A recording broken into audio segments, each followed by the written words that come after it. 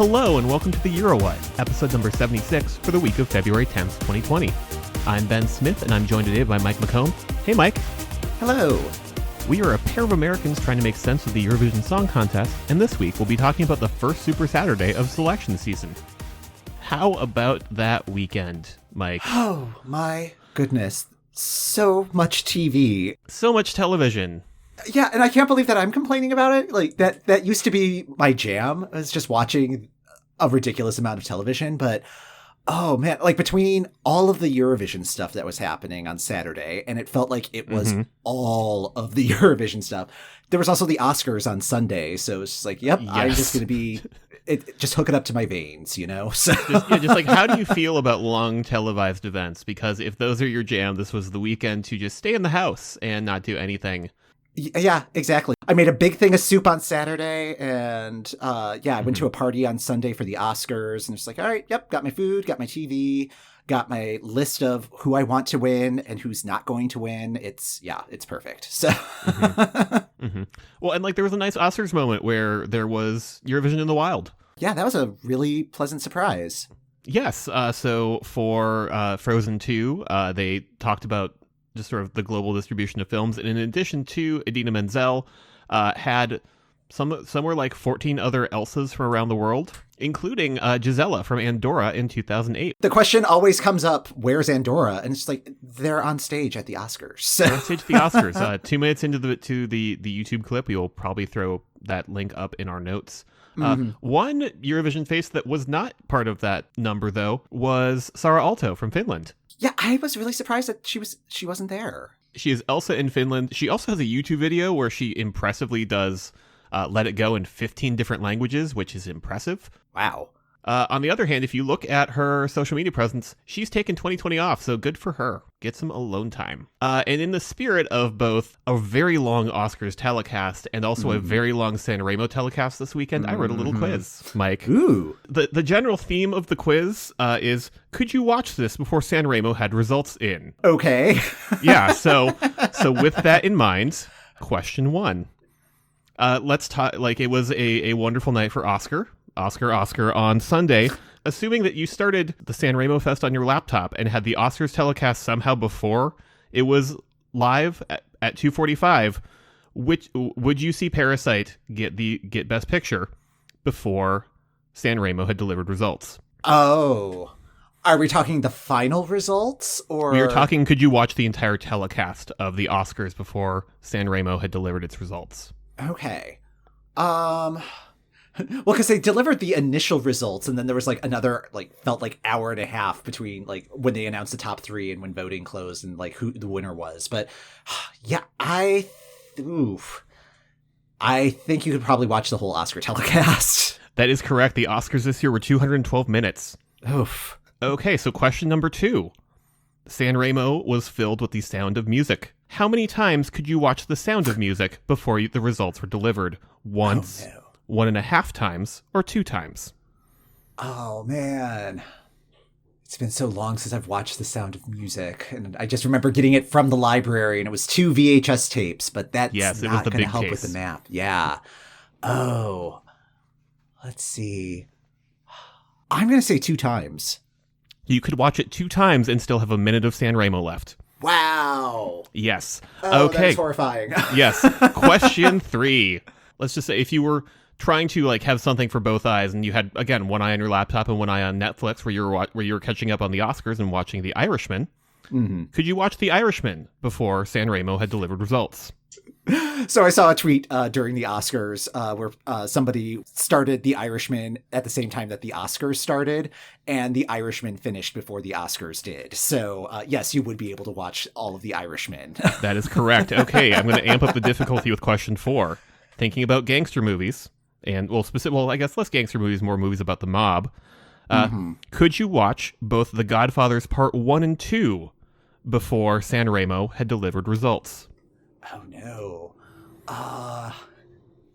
And I'm a bad film student because I've not seen either one. It's fine. Neither have I. Oh, goodness. I'm going to say that, yes, you could watch both of them. No, you could not. Really? The two movies run 377 minutes total, which is longer than Sanremo was. Wow. How far would you be through OJ Made in America about the time that Sanremo had results? 25%, 50%, 75%, or you would be done? Oof.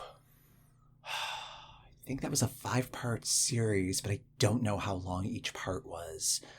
I'll say 75%. That is correct. Woo! Okay, just to wrap this up, how many of the Lord of the Rings movies, assuming that you were only watching the standard versions and not those expanded versions that they released later, could you watch before Sanremo was done? Oh, goodness. Well, definitely the first one. Okay. I think you could get all the way through the second one, but I don't think you could get through the third one. So I'm going to say 2 of them. I'm going to say that's close enough. You could definitely get through Fellowship of the Ring, and you'd be most of the way through the Two Towers. Okay. So yeah, Sanremo was real long. It was 345 minutes. Yeah.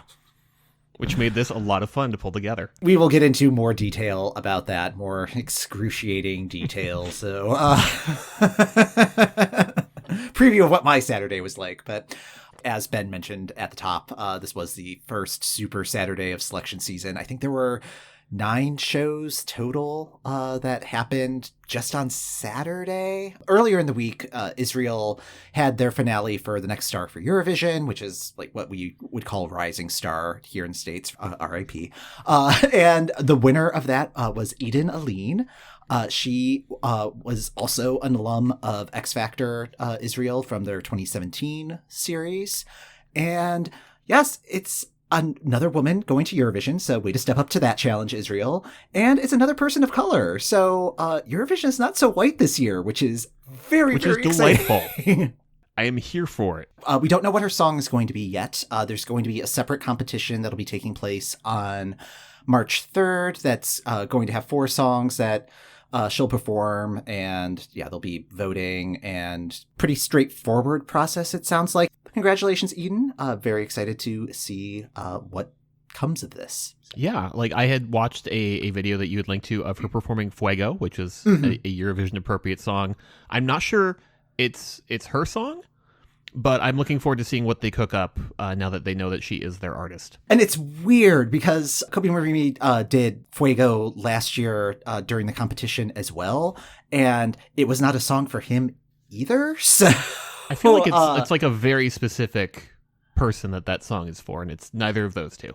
Yes, but it's also a good luck charm because apparently if you do that song, you're going to win. So that is very true. So yeah, interesting, the magic of that song. So. The magic of the pelican, nature's most graceful bird. Mm-hmm. Well, while I was sleeping, and while you were probably sleeping as well, Mike, Australia was deciding. Yes. And decide they did.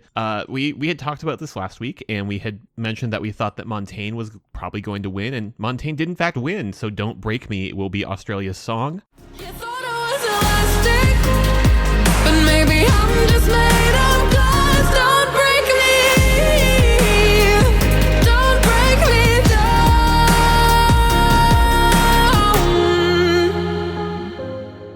So Montaigne had a solid jury win, but Casey Donovan kind of dominated the televote, and I thought, having watched that performance, rightly so. Like her song was definitely what I think of when I think of a Eurovision ballad, but it was very well done. Such a powerful vocal. It was nice to see that it was a pretty tight competition up at the top of the board. Like, I think it was only a 7-point difference between the final scores. One thing I had not known about Casey Donovan that I learned after watching the videos of performances and then finally listening to our friends over at Aussie Vision kind of go through all the songs is how beloved she is over there. Like, had I known that factor, I maybe would have been more attuned to her, I think. I think that's fair. Mm-hmm. Part of their critique was also about how, like, for example, Jack Vidgen is apparently a very polarizing figure over there. And that makes sense. I would totally buy that. Yeah. Okay. Yeah. I mean, it's just like, I think that's one of the fun things about kind of following all of these contests from afar where we're just not plugged into that aspect of the pop culture. So like if there's all of this like scandal and Us Weekly covers and drama happening, like we don't know that. We're just going by the songs. What did you think of the performance for Don't Break Me? I was very impressed with the physicality of the performance. Like I was not expecting so much movement on the stage, and like as I mentioned last week, I was really concerned that her vocal was possibly boosted in the production, but no, that's really what her voice is. And the fact that she's able to maintain that voice while like being like jumping around and being lifted by these dancers and all that, I was very impressed with that. I thought her jury performance was a little bit stronger than the live show performance, and I think part of that may have just been exhaustion kicking in because because it is just such a physical performance. I'm not as big of a fan of the sad clown aesthetic. Yes, yeah, I'm that I don't love that. Like the ruffle thing around her neck, just I don't know. I don't like scarves on me in particular. Like I just don't like things wrapped around necks, and just I don't know. It made me uncomfortable. But yeah, like I didn't love that part of the styling. The other thing that I think I like the idea of the staging, but one thing I wanted out of it that I never really got was a full arena moment. Was very like one camera sitcom, which is cool for a performance, but I wanted it at for that last chorus for it to then become a full stage thing. Because one thing that we've discussed is that yes, this is a television program, but you're also playing to the arena. And I feel like that particular performance didn't play to the arena as much as some of the other ones that were in competition with it. I think that makes a lot of sense. Like that was kind of my takeaway from like Jaguar Jones's performance, where that one really reminded me of what Dihaj did back in 2017 with like the sort of 3-panel room and then the panels falling away to reveal the band. And like it does need some sort of live room moment, so playing to both audiences, like you were saying. I actually think that Jaguar Jones did a good job of like the first verse and like chorus was like all in that little tiny room, and then it broke away in a nice way and became like this big arena thing. Which like one thing we learned like after the fact was like she dislocated her shoulder during the first verse, first chorus of that performance, and then troopered on. Oh man! So my gosh, yeah. Yeah, which is kind of going back to our predictions last week. Rabbit Hole finished 6th, which I think that was good. Like, I think she got her name out there. I think the performance that she gave definitely. I hope that gets her some new fans because I like that a lot. Mitch Tambo's Together came in 5th. Vanessa Amorosi's Lessons of Love came in 3rd. So like not too bad. Yeah, I mean, really, there wasn't a bad song in the bunch. So like.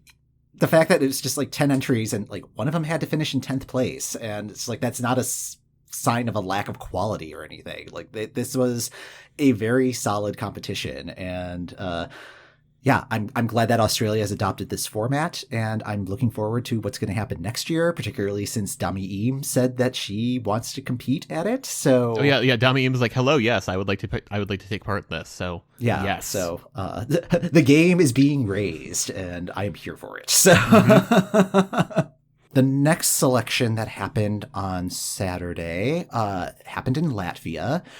There was kind of a funny exchange that happened before that on Twitter. Anne from ESC Bubble messaged us to chat a little bit about what we were talking about with like polyester and a couple of the other entries in last week's show. And she was at the actual Supernova finale. And I responded to her tweet. It's like, oh, have a great time at the show. Tell the Riga Beaver that we said howdy. And as soon as I hit send, I was like, I don't think Ben's going to get that reference because I'm pretty sure like Supernova is just not really on your radar since it's always up against Melfest. Is that right? Well, yeah, that's correct. That would be correct. I saw that was like, what is the Riga Beaver? Is this some sort of town mascot I'm unaware of? Because I'm like, I went to engineering school. Engineering schools very commonly use the beaver as nature's engineer. As it turns out, no. But like the first Google result I got was just how Riga is essentially kind of paying off its beavers so that they will not do damage to its canals. Oh, geez. Yeah. Yeah, there's just like a whole thing. I did not know about that. So, yeah, like they're like feeding the beavers and just generally taking care of them so that they will then like not cause havoc. And I think somehow that feeds into the apparent Supernova mascot. Yeah, so when Supernova was adopted as a format, there was they had multiple weeks of competition, and like in the commercial breaks and kind of like working the crowd during the downtime, there was a guy in a beaver costume, and it was just the Riga beaver. And I just assumed that this guy found the costume on a clearance rack in some store and was like, all right, well, let's just do this and it'll be something funny to do during the show. I didn't realize that there was this like actual backstory behind it. So that was just a delightful little surprise. So, but yeah, so with Supernova this year, it was just the national final. They didn't have any preliminary rounds other than the YouTube auditions. And they decided to just have it be 100% televote this time. Well, televote and web vote that everybody could participate in. I threw a couple of votes Latvia's way, and the overwhelming winner of that was Samanta Tina with the song Still Breathing. Reaching for the stars, I'm knowing getting closer. Life is music, I am a composer. My dreams become so real with all the love I'm feeling. I'm still breathing, I'm still breathing. I will keep on going, I will keep on running, run until I reach the end. And I think I may have cut this out from last week's episode. We did talk about it a little bit, but it was kind of with a number of resigned sighs because it was just... It's an aggressive song. It is a real like, especially when you have listened to a lot of the rest of the other entries to just then get a barrage of this for 3 minutes. Like, it's just a lot is going on musically, a lot is going on visually. And a lot was going on during like morning television earlier in the week. Like Samanta Tina was on some morning chat show to perform the song, but like she was like dressed for a pajama party and was in like full curlers, and like her backing dancers were also dressed to the like pajamaed nines, and yes, just having a normal one. But she was doing everything in her power to sell the song, because like that morning TV presentation, I saw that on Twitter, and then one of the comments was just like a video of her with like her dentists doing like the visor thing with the hands on the hips and the dancing. Yeah. It's just like she is selling this house. Oh yeah. Yeah. And it kind of makes sense because like she's been trying to represent Latvia at Eurovision since 2012. Like I think this is her 4th or 5th time doing Supernova, and like she was pulling out all of the stops, and the song was co-written with Aminata, and Aminata didn't know that this was going to be a Supernova entry when she was just like, oh yeah, I'll write you some lyrics. You just thought this was brunch. Yeah. So, congrats to her, I guess. Yeah.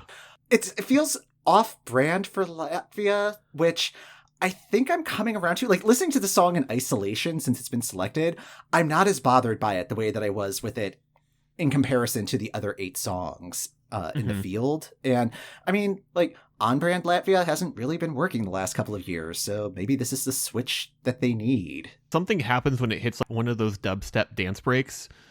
Someone has set off the alarm. Fringe is happening. Strobe lights are happening. Yeah. Windex is happening. Yeah. The Technicolor Windex. I did like that there was no explanation why that. Well, actually, no. The whole song is about just like, I'm a woman and I can do everything. So I guess it is sort of a tie-in with I can clean the house. I guess, I don't know. Like I'm still trying to decipher this song, and maybe there's nothing to decipher. But yeah. I did like that the Windex bottles were introduced immediately, and they were deployed by the end of the song. You could see a spot on the floor where the liquid had gone. It was a really good final, I thought. Like it was a pretty solid field, and I thought it was really interesting. Like the jury, they had a jury there just to kind of offer critique after each of the performances. And once the entire lineup was done, I think it was maybe right before they were giving out the results. Like some of the jurors were saying, like, yeah, it's like this was a really fun process. It'd be nice if next year, like, there were some songs in Latvian, and it was also weird because like half of the jury was just speaking in English, and yes, which I always find jarring in the national finals, because it's like, oh yeah, just kind of going along in like whatever language it is. And yeah, because I had finished watching I'm blanking on what I was watching. It doesn't matter. Anyway, so I just switched over to Latvia after Iceland had finished because I was like, well, they had more artists. They'll still be going on. Mm-hmm. And came into either one act or two acts before Samanta Tina, and the judge was just being savage and just like, yeah the melody was forgettable. Mm-hmm. In English, it was just with like the translator on top of them. It was just like, oh, this is great. I like this a lot. Although I do think it's kind of weird to have a jury at a national final where there hasn't been any sort of, like, since there weren't previous heats or anything, like, this isn't a workshop opportunity necessarily. These songs are in their final form. Yeah, or like these are conversations that you can have, like you could totally have them offline. Like we don't need to be party to this, but yeah, like should I be watching this? In terms of the runners up, Heartbeats came in second, which was a pretty delightful surprise. That was such a charming performance. Yes, such a charming performance. The wedding dress, and my beloved Polyester came in third. I was happy with this final. This was a good one. Agreed. Also happening on Saturday, Malta wrapped up their latest season of X Factor. They chose Destiny Chunkunyera. She won Junior Eurovision for Malta in 2015, made it to the semifinals of Britain's Got Talent in 2017, and also same backup for Michaela last year, so has been on the Eurovision stage as well. If Malta was going to do an internal selection instead of using X Factor or any other, or whatever their old process was, like, it would not surprise me if Destiny wouldn't have been the choice anyway. So I think this is a good choice. And it's another like female POC. So ladies on the stage. Yay, Malta. Yes. It was so weird because they removed the geo block for the final, but I guess the final ran long because I was switching back and forth between like several different windows on Saturday because there were a lot of things happening simultaneously. And at one point I ended up going back to Malta and it was just blocked because Madagascar 2 was supposed to be on. But it's like, but they haven't announced who won yet. That has been my favorite part about the process is like watching something like Lithuania and then at the end of the program just getting like 2 minutes of Melissa McCarthy and the boss, and then no, you're not allowed to watch. This is we don't have the rights. Had to find out about that one on Twitter. And I think they were doing original songs as part of their final performance because that was the other thing. Like, since it's X Factor, it's following the X Factor formula. So there's only like, there were 4 contestants competing, but it's like their final performance and then a montage of their journeys. And then they sing with like a more famous singer, and then a result. They were doing original songs for their final competition song, but I don't think that that's going to be the song that she'll be doing at Eurovision, unless it gets revamped. A lot of the songs were not great. So the big event on Saturday was the finale. You sound so excited to talk about it. I'm so tired, Ben. So tired. I'm only like 90% certain that Sanremo 70 is actually done. Like, I'm worried that there's still something that's happening right now. But Saturday was the 5th and final night of Sanremo. It was their 70th edition. And the 4th night of Sanremo had a very specific amount of drama. One of the acts, Bugo and Morgan, ended up getting disqualified during their performance. This was just nuts. Morgan, who was wearing a like cheetah print suit, the fashion at Sanremo was fantastic, by the way. I was watching all of the screen caps of that and getting very tempted to watch, but also not watching because I don't know. I'm not watching 7 hours of Italian television every night for a week. Right. Yeah. I mean, you just can't. But yeah. Anyway, like during Friday's performance, like Morgan started their song Sincero, and Morgan had changed the lyrics, and the new lyrics accused his song partner Bugo of ingratitude, arrogance, bad intentions. Like, it was a major falling out. I don't know how or what happened, but as this is going on, like Bugo is just like, all right. And he just walks off the stage. Like, the song is continuing, and Morgan's just kind of like doing his own thing, and it's just like still pointing at where Bugo was standing, and the music stops, and the hosts are like trying to track down Bugo, and like they can't find him. Like, I think he just made a beeline for like the exit, got into his car, drove off, and that's just the beginning, So, it was 24 songs were supposed to compete. They were now down to 23 on Saturday. And the show started at like 2:45 Eastern time. The winner was not announced until about 8:30 Eastern, which was 2:30 in the morning in Italy. Mm-hmm. I do not understand how there were no riots. Well, I mean, everybody was probably too tired at the end of it. I guess, yeah. That's one way to prevent them, I guess. But yeah. I guess, yeah. I mean, it was just like, there's just so many performances. I mean, 23, like that's a pretty significant field. I mean, that's about the size of the Eurovision field. Yeah, like that's a Eurovision. Yeah, but I mean, it's just like there are also like all of these interval performances and host banter and people coming out on stage, and it's like, oh, are you one of the contestants? No, you're just singing a song just to sing a song. Okay, cool. One thing I distinctly remember from checking in with Twitter from time to time that afternoon was someone was just like, oh yeah, so the hosts have been just like faffing about with an auto-tune mic for about 10 minutes. Yes. After the performances ended, they go through the rankings, and the rankings are also just this incredibly complicated math formula where it's just all about the averages of the scores from the previous nights, and each night is judged by a different group of people, and there's just a lot going on. And then this is when all the booing happens, so it is my favorite part. But they're just going through the entire field, and like they get all the way up to the top 3, and then they announce who the top 3 are, and then it goes to televote. And the televote window is open forever. So there's just like more performances that are going into it. Although I did feel like we were seen, because one of the songs was just called Boys, Boys, Boys. And it's just like, oh, they know that this is for Eurovision 2020. So the televoting window eventually closes, and then there are more performances as the results are being tabulated, including like a cover of Lose Yourself.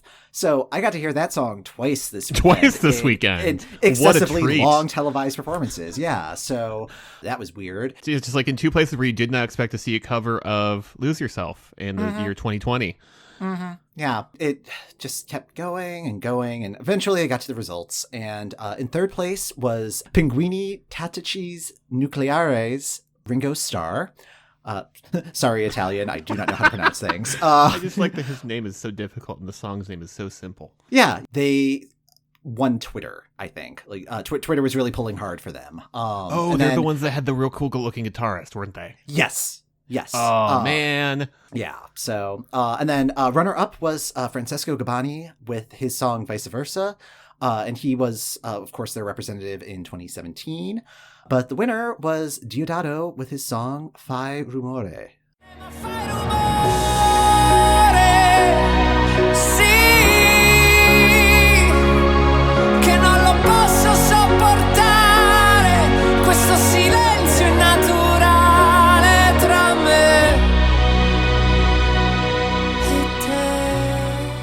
Diodato competed in the newcomer section at Sanremo in 2014 and finished second there. So yeah, this is not his first rodeo at Sanremo. His entry this year also won the Critics Award, the Press Award, and the Music Literary Value Award.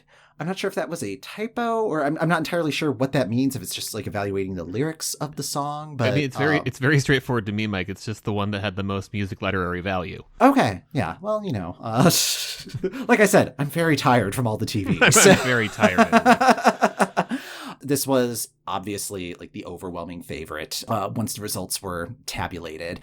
And he did indicate ahead of time that he wanted to go to Eurovision, so he will definitely be their representative in Rotterdam.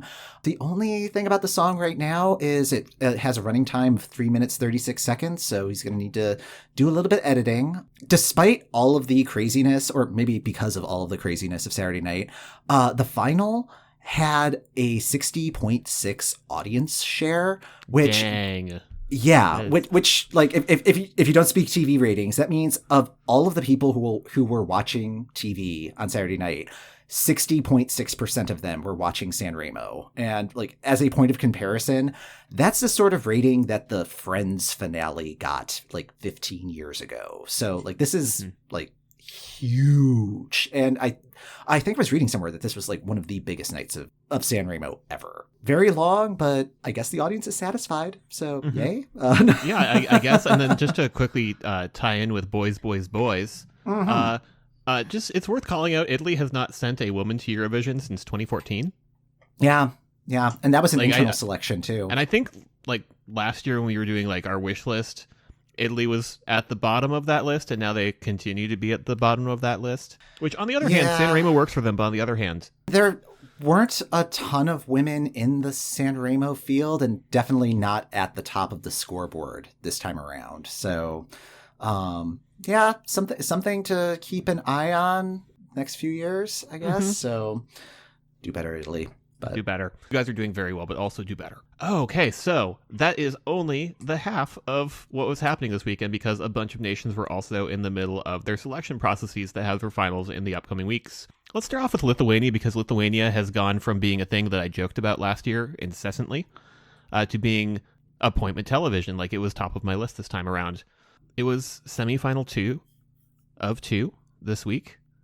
And my favorite, not really my, let me take that back.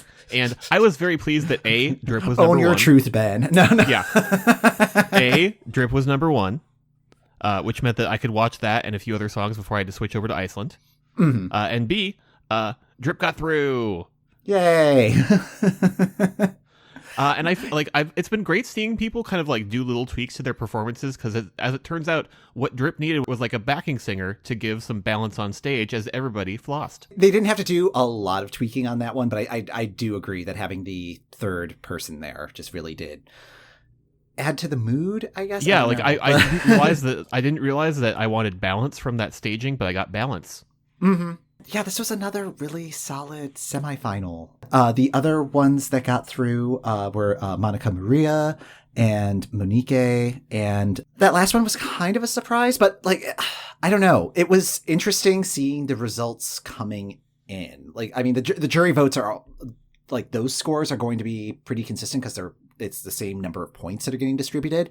There was not as much of a voting presence this week as there was the previous week. Like, I did a little bit of the math, and if you added up number of televotes that all 4 acts got for the second semifinal, they just barely beat what the Roop got last week in the televote. Okay, that kind of confirms, like, when we first saw the Roop do really well and then do really well in their semifinal, the people who've spoken, the people like the Roop, which I'm here for it. The Roop are going to win the televote in the Yes, final. the Roop are going to win the televote. Yeah, and so like that means it's going to come down to the jury to determine who's going to Eurovision, which I am very, very nervous about. Yes. Lithuania, you are doing so well. I am seeing people on Twitter go Vilnius 2021, and I'm here with them. But don't screw this up. Yeah, and so I guess let's sort of like what we did last week. Let's do a quick what you would like to win and what you think will win. Or I guess like what you think will win and then something that you would like to do well. I want them all to do well. I mean, I don't want to throw Ice Day under the bus just because like it's a Thomas Gison song, and like I'm worried that is the one that's going to win. And like Lithuania just had such a fantastic process, and then just to choose the most. And if they pick that, entry, I'm gonna be mad. I'm going to be mad. Yeah, because it's fine. It is fine. It is a B-. And they have some B pluses and A minuses in there. But from the other 7 that are in this final, it's like I'd be happy with the Roop. I'd be thrilled if Alligator made it through. That was the one where I'm like Mike wants Alligator to do well. I also want it to do well. I'm an alligator, I'll be your gladiator. I can be your personal marionette. And don't be such a hater. Today I'll be home later. Don't forget to water my plants when I'm gone.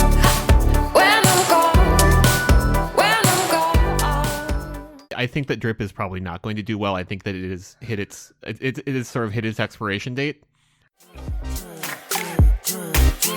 Look at that. Yeah.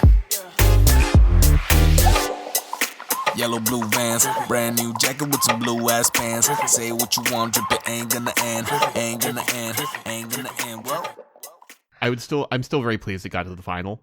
I think that one, what I'm most concerned about, like if that were to win, like if like lightning struck something in Lithuania to cause if that everybody to happen. ate from the seafood buffet except for me and I.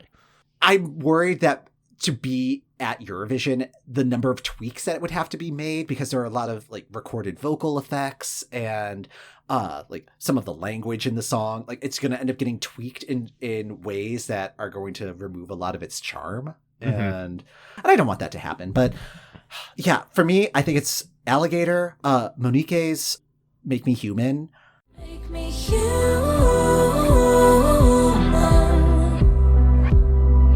Save my soul and set me free. Make me human.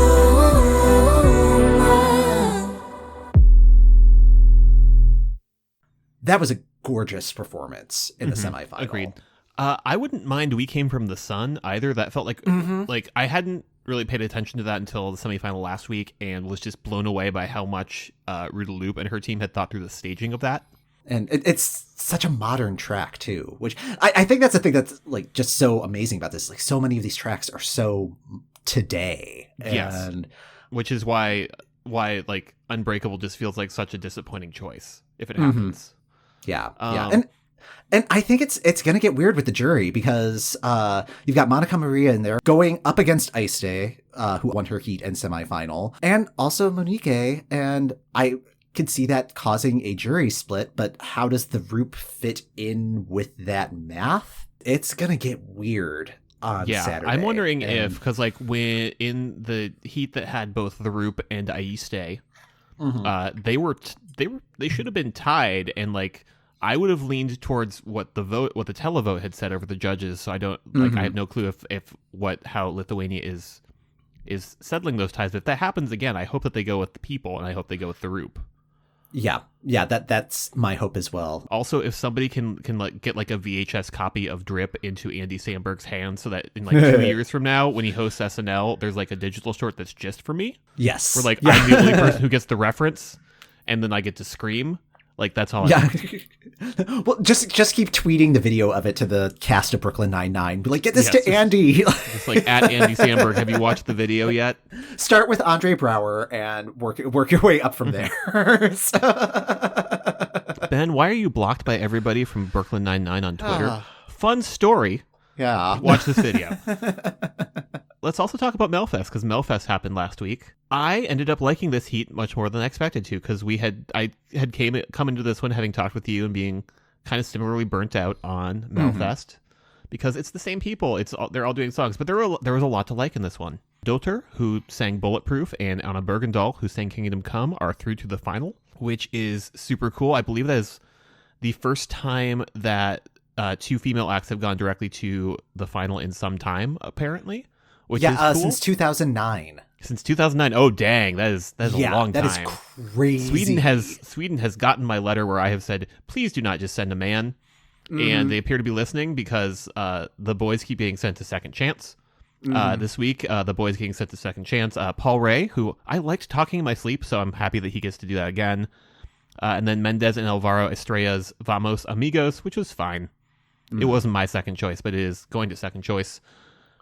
I want to take a quick moment to talk about Linda Bengtzing, because I thought that Linda Bengtzing was going to do something similar to what Jan Johansson did, which is a song in Swedish that is mostly just there so that the Melfest lineup has quote unquote diversity. Right. Usually the older side of that diversity gets stuck with like kind of mid-tempo ballady things that are in Swedish and don't go anywhere, because Melfest prioritizes young singers singing in English. Her song is a lot of fun, and it was like the moment when I expected to pivot to a ballad, it pivoted to like an up-tempo thing and was just super fun, and she just had fun mom energy. She was living her life. I am so jealous of her abs. Like, yes. I mean, like her costuming, it just felt like very Zumba, but it was just like, oh, she's making this work. Like I was totally on board with that performance. In preparation for this, I asked you, it's like, okay, which are the ones that I need to watch? Because I was just kind of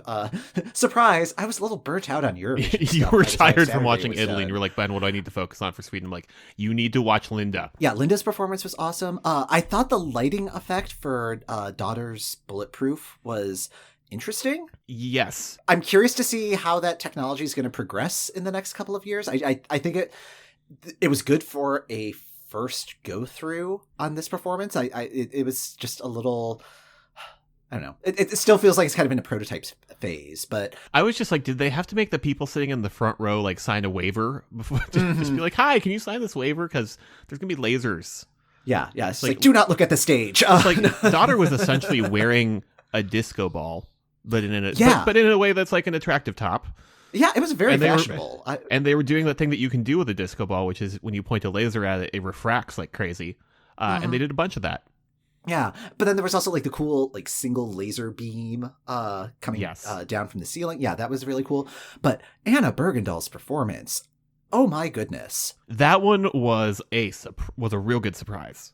Oh man, like it feels like a sort of decluttered version of her song from last year, but also like bringing in the vibe that like Victoria was trying to sell the last couple of years that she did Melfest.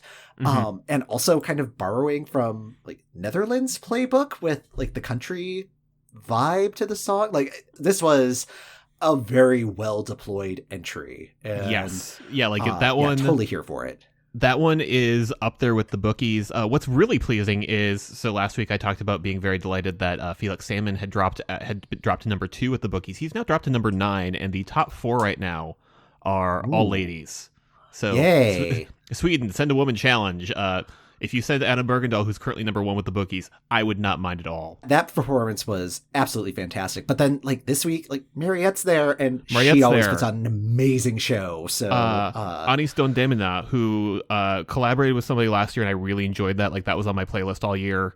Mahombi is also there, and his song was fine last year. So his song this year will probably also be fine. I think Melfest has maybe figured some stuff out, and I might get back on board, which is again not something that I would have expected from this Eurovision season. Yeah, again, like that was exciting. Iceland started its process this week as well. Oh yeah, how'd that go? I enjoyed it, but I also like my thermometer of what they were going to send is off. But the more I think about it, the more what they picked makes sense to me. Just thinking about what they sent last year. Okay. So what went through this week were Dima and Isolde and Helga. And I had sat and watched the entire program. I really liked Kid Isaac's performance. Elizabeth also had a really strong performance, had like some gospel-y things going on in the chorus. Brini Amari had like a really strong pop song. All 3 of those didn't get picked. Dima is doing kind of a hard rock thing, but it's like it's like a particular strain of hard rock that I don't think does well at Eurovision in general. Like it reminded me of Slovakia's last entry before they left. Okay. Where it's like a very kind of like 80s hard rock sort of a deal. Right. And then Isolde and Helga had like a really nice duet that had a little bit more of like a folk thing going on. Okay. And the more I think about it, the more like it makes sense that the less pop things went through, because Iceland discovered last year that you don't just have to send sort of like a bland Eurovision-y pop song. Right. Nothing felt bland here, but all the stuff that was very distinctly pop kind of got set aside. Interesting. And like I could see any of the 3 that didn't go through this week getting picked up as a wild card. I think they all had very strong entries. All right. Like I was convinced that it was going to be Kid Isaac and then any of Elizabeth, Brynja Mary, and Isolde and Helga. Okay. Because like Dima was the only one who was like, this is fine, but like all of the first 4 entries of the night felt like they could build on what they had done and kind of figure out a stronger staging. Dima, it felt like this is what you're going to get. It's fine. Okay. Dima would not be my pick. I kind of hope that they don't go through. Like I get why they did, because they're hard rock, and Hartari had kind of a hard rock thing, but it's not the same hard rock thing. Also, was watching the ads, which is always fun, and was like, is this Briette in a Cheerios commercial? It is Briette in a Cheerios commercial. She was one of the acts I saw at Iceland Airwaves, so it was fun seeing her in a thing. Oh, that's fun. Yeah. Oh, also, she has a new song out as of last Friday. That is like the one song that I really liked from her set and could not find online. So that's there now. Excellent. Yeah, we should add that to this week's playlist. So I will make sure we do. And then starting off Saturday, well, technically Australia started off Saturday, but I was not getting up at 3:30. But I was not awake for at that. 3:30 in the morning. No. So, but Ukraine started at 11 a.m. Chicago time, and they had 8 acts compete in their first semifinal for Vidber. They were competing for 3 slots. For whatever reason, these 8 acts took 3.5 hours to get through. Why? I chose wrong for all of my Eurovision watching on Saturday. But the 3 songs that got through were Vegan, 99, and Salve. And I am totally on board with Vegan. I think that song is delightful. It's a very delightful music video. 99 was a really amazing performance with a harp on stage, which was sort of an auto harp. Like it was one that like she held in her lap. So yeah, that was just really cool to watch. And it was a very pretty song as well. Salve, not my favorite entry, but I have to admit I missed the last 2 or 3 songs that were competing because there were like 7 other shows happening at the same time, and Ukraine just kind of kept getting demoted on the screen. I think it ended up on my phone as its primary location, but at least 2 of these 3 songs are going to be good for the Ukrainian final. 8 more songs will compete this Saturday for the 3 remaining slots. And I think this second semifinal, based on what's been available on Spotify, it's going to be really fun. So, and I guess the last one. And I guess we should talk about Norway. Yeah. Oh, yeah. bless. So it was the final semifinal. 4 songs competed. Were you able to watch any of Norway? Because I know you were also doing a lot of the screen flipping on Saturday. Yes. Yeah. So here's the order. Here is the order of things I was watching on Saturday. So top of the list, Lithuania. Gotta have my drip. Then Iceland, because Iceland is back. I love Iceland. Then once Iceland is done, if Latvia is still happening, I'm gonna watch Latvia. So I got about 20 minutes of Latvia. Then, hey, Melfest is done, and there will probably be enough people off the stream that I can just watch it in its entirety. And then it was time to check in on Norway. And like my notes for like my ordering of Norway was like, watch before Monday. Like, all the other ones were like, watch on Saturday. Norway was like, just check in on it before Monday. It'll still be online. I checked in with you and was like, yep, Sanremo's still happening. So I'm like, okay, cool. I'm just going to check in with Norway just so I can be done. The lovely thing about the Norwegian site is that they have broken down the various finals into chapters. So I could just click on the chapter where it's like, I no longer care about who's in who's facing who. I no longer care. Right. It was fun 5 weeks ago, but now I'm just done.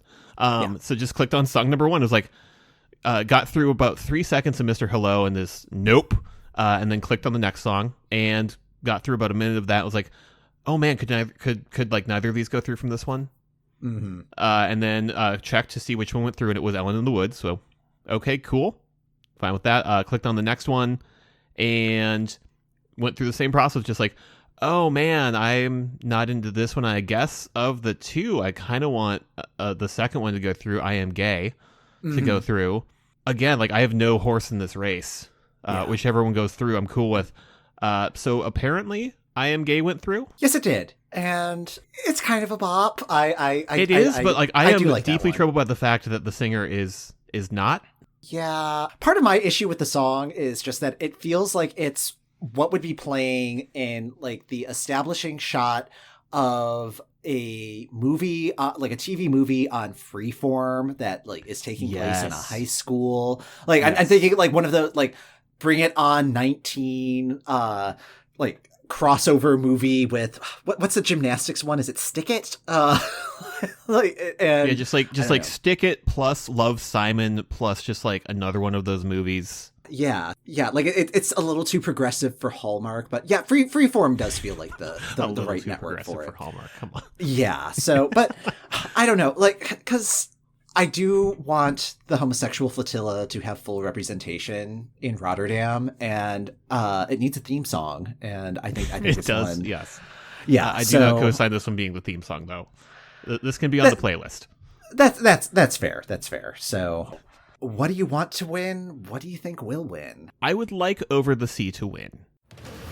Might be better, and it might be wrong. Will we ever figure out where we belong?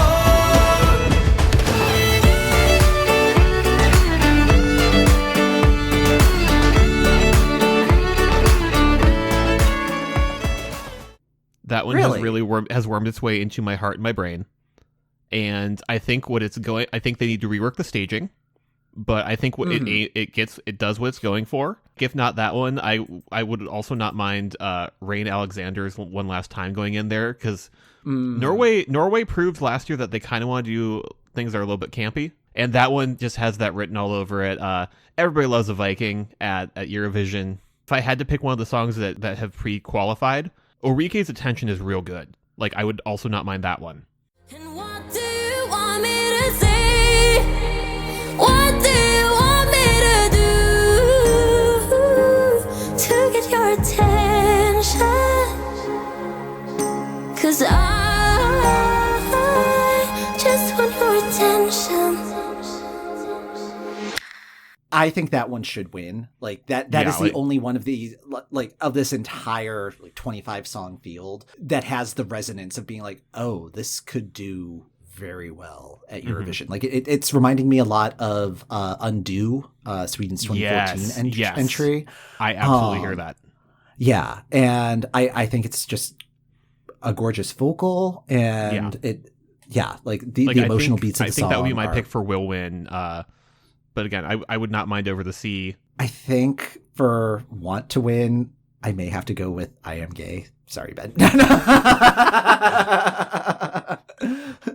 The flotilla must float. I guess, like, in terms of a backup, I did really like Somme du Air. I was about to say, I know that you had really liked Somme du Air. Yeah, like that one, and that might have also been a case of, like, that was the best performance of that particular semifinal, and so many of these really are stood out like, to me. It was less a yes, this is clearly more than an I guess. Yeah, like, really, attention is getting my attention, and I really hope that does well. Yeah, it's really anybody's guess, and really, like, this field of 10, I think they ended up with the correct field, and I think, like, if they just said we're having a national final and these are the 10 songs, and these were the 10 songs, that would have been fine. I would have been fine with that too. Yeah, like, we really didn't have to see how the sausage was made this year. No.